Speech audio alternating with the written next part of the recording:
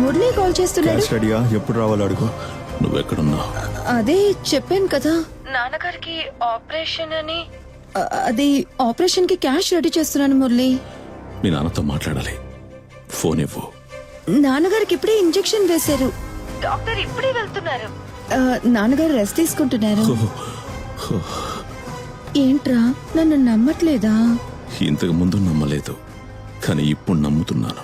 Sorry రా, మీ అమ్మగారు దెత్తుకి రాలేకపోయాను.